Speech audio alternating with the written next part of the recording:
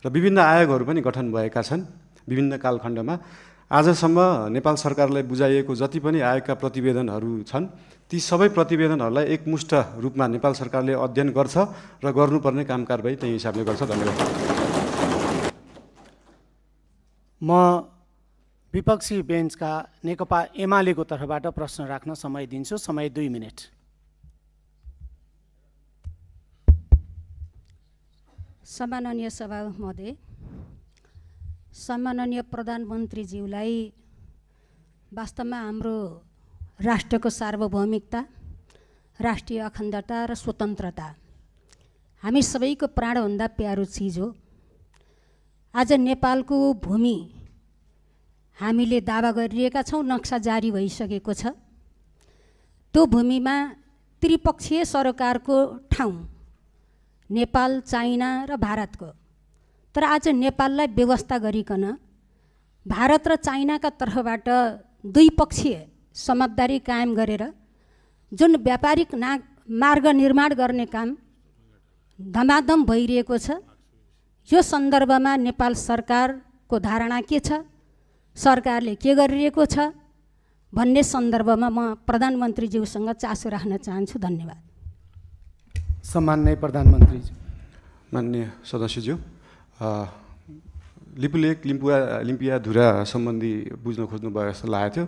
यस सम्बन्धी नेपाल सरकारले अफिसियल रूपमा डिप्लोमेटिक नोट भारत सरकारलाई पठाइसकेको छ र त्यसको जवाब पनि आएको छ। त्यो जवाबमा चाहिँ दुईटै सरकारले आफ्नो इतिहासविदहरू राखेर, आफ्नो सर्वेयरहरू राखेर, आफ्नो भूमि सम्बन्धी जानकारी भएका व्यक्तिहरू राखेर टेबल टक मार्फत यो कुरालाई समाधान गर्ने कुरा भएको छ र यस सम्बन्धी हामीले भारत र चाइनालाई मात्रै नभएर इङ्ल्यान्ड सरकारसँग पनि कुरा गरेका छौँ। उहाँहरूले ब्रिटिस इन्डिया छोड्दै गर्दाखेरिको समस्या अहिलेसम्म हाम्रोमा भइरहेको हुँदाखेरि यसमा चाहिँ इङ्ल्यान्डले पनि सरकार राख्नुपर्छ भन्ने हाम्रो मान्यता हो। यो सबै कुराहरू टेबल टक डिप्लोमेटिक हिसाबले भएर समाधान हुने जानकारी गराउन चाहन्छु। धन्यवाद। मान्य सदस्यहरू, विपक्षी बेन्चकै तर्फबाट नेपाली कम्युनिस्ट पार्टीको तर्फबाट आफ्नो प्रश्न छ भने 2 मिनेटभित्र प्रश्न राख्न समय दिन्छु।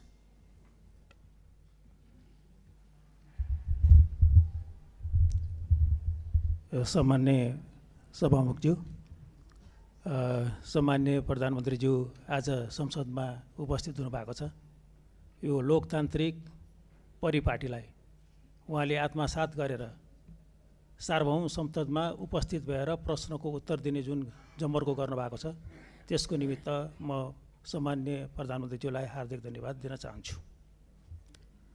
म खास गरिकन 2टा प्रश्न यहाँ राख्न चाहन्छु। आज यो तयारी त्यति हाम्रो पुगेको छैन। सम्मानज्यू आइहाल्नुभयो, प्रश्न माग गर्नुभयो, त्यसैले गर्दाखेरि त्यो माग अनुसारको यो प्रश्न राख्नुपर्ने एउटा जिम्मेवारी बोध भएको छ। एउटा कुरो के छ भने हामीले राष्ट्रिय सम्मानलाई अत्यन्त महत्त्वका साथ हेर्नुपर्छ। कुनै पनि बेला हामी सम्मानपूर्वक जिउने कुरामा हामी प्रतिबद्ध हुनुपर्छ। मैले यो सन्दर्भ लिस्ट डेभलप कन्ट्रीको एलडिसीको ग्रेजुएसनको सन्दर्भ उठाइरहेको छु। यो वर्ष हामी लिस्ट डेभलप कन्ट्रीको ग्रेजुएसन हुने अवस्थामा थियौँ। यसले हाम्रो राष्ट्रिय सम्मान बढाउन सक्थ्यो, आत्मविश्वास बढाउन सक्थ्यो, ताकि त्यसले गर्दाखेरि हामी अन्तर्राष्ट्रिय समुदायमा नेपाल अल्पविकसित होइन भन्ने खालको एउटा अनुभूति लिएर हामी हिँड्न सक्थ्यौँ। तर केही वस्तुहरूको निर्यातको सुविधाको निमित्त यो अवसरलाई हामीले अहिले 2 वर्षको निमित्त एक्सटेन्ड गर्ने सोचाइ बनाएको छौँ। म सम्माननीय प्रधानमन्त्रीज्यूबाट यो कुराको स्पष्ट रूपमा सकिन्छ भने हामी अहिले सबै यो इन्डिकेटर्सहरूबाट हाम्रो जिएनआई पर क्याप्टाबाट पनि हामी सम्पूर्ण कुराबाट हामी ग्रेजुएसनको निमित्त फिट भइसकेको छौँ। त्यसैले गर्दाखेरि यही वर्षबाट ग्रेजुएसनको निमित्त हामी तयारी हौँ भन्ने म अनुरोध गर्न चाहन्छु। अर्को कुरो, सामान्य प्रधानमन्त्रीज्यू गरिबप्रति अत्यन्त उहाँ संवेदनशील हुनुहुन्छ।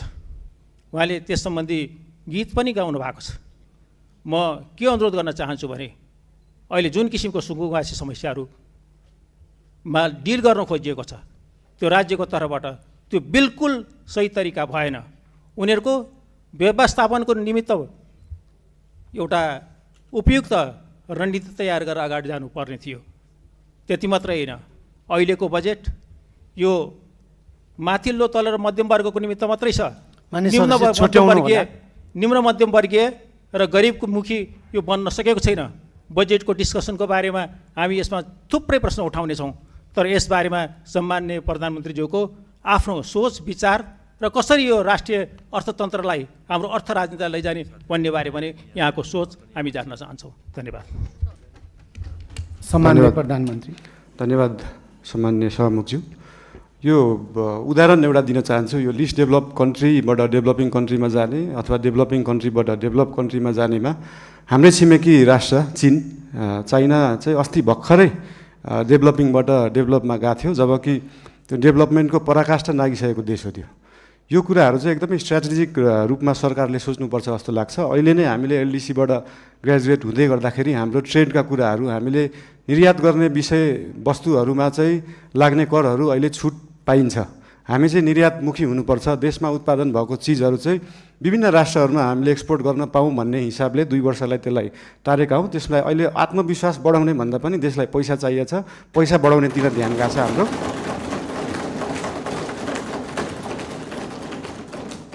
अनि गरिब विपन्नको कुरामा मैले पहिल्यैदेखि भन्दै आएको यो साम्यवाद समाजवाद भनेको भाषणमा दिन एकदम सहज हुन्छ, मजा पनि आउँछ। तर साँच्चीकै साम्यवाद साँच्चीकै समाजवाद गर्ने भने हाम्रो काठमाडौँ महानगरपालिकामा मेयर हुँदाखेरिको म उदाहरण दिन चाहन्छु। हामीले विपन्नलाई जुन प्राइभेट स्कुलमा 10% स्कलरसिप दिनुपर्छ त्यसलाई इक्जाम लिएरै एकदमै मजाले लागू गरेका थियौँ। त्यहाँ चाहिँ विपन्नले एकदमै महँगा कलेजहरूमा पढ्न पाए। साँच्चीकै समाजवाद भने त्यो हो। र विभिन्न महँगा अस्पतालहरूमा पनि हाम्रो ऐन कानुन संविधान बमोजिम नै 10% बेड चाहिँ विपन्नलाई दिनुपर्छ भन्ने व्यवस्था थियो। त्यसको लागि हामीले वेबसाइट नै बनाएर प्राइभेट हस्पिटलहरूमा सर्जरीसम्म विपन्नलाई गराउने व्यवस्था गराएको थियौँ। त्यही हो समाजवाद साम्यवाद भने चाहिँ त्यस्तो कुरालाई भनिन्छ। र यही 10% विपन्नलाई दिनुपर्ने कुराहरू, शिक्षा र स्वास्थ्यको कुराहरू हामी देशैभरि लागू गर्न खोज्दैछौँ। यसको लागि विभिन्न जिल्लाहरूमा विभिन्न स्थानीय निकायहरूमा यसको लागि हामी सहकार्य गर्दै जानेछौँ। संविधानमा लेख्न त लेखियो फ्री शिक्षा फ्री स्वास्थ्य, तर सरकारको बजेट त्यो छ कि छैन भन्ने कुरा सोचिएन। त्यही भएर अहिलेको लागि हामीले सबैलाई नभएर विपन्न वर्गलाई, कम्तीमा विपन्न वर्गलाई चाहिँ फ्री शिक्षा फ्री स्वास्थ्य दिनमा हाम्रो नेपाल सरकार र हाम्रो राष्ट्रिय स्वतन्त्र पार्टी त्यसमा चाहिँ एकदमै लागेको छ। धन्यवाद।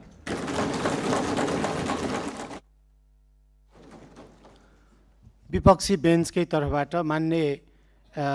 बेन्चकै तर्फबाट श्रम संस्कृति पार्टीको लागि म समय दिन्छु। 2 मिनटभित्र आफ्नो प्रश्न छ भने राख्नुहोस्।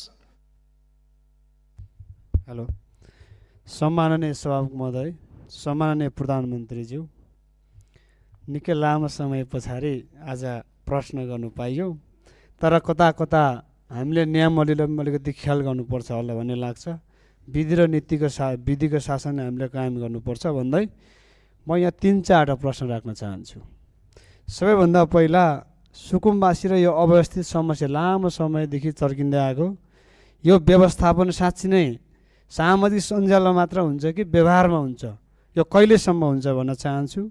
दोस्रो प्रश्न, नेपालमा सहकारीमा ठुलो घोटाला भयो, ठुलो तपाईँको समस्या उत्पन्न भयो, थुप्रै आन्दोलन भयो।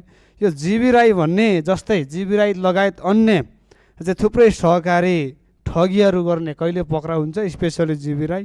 दोस्रोमा भदौको 23-24 को जेनजी आन्दोलन भएका घटनामा मानव अधिकारले तयार पारेको प्रतिवेदन लगायत भर्खरै मात्रै सम्माननीय प्रधानमन्त्रीज्यूले भन्नुभयो अन्य आन्दोलनहरूमा भएको जति पनि घटनाहरूलाई चाहिँ छानबिन गर्छौँ भन्नुभयो। यो कहिलेसम्म हामीले साँच्ची नै यसको चाहिँ यो घटना चाहिँ यसरी भएको छ भनेर चाहिँ परिणाममा देख्न सक्छौँ, त्यो प्रश्न गर्न चाहन्छु।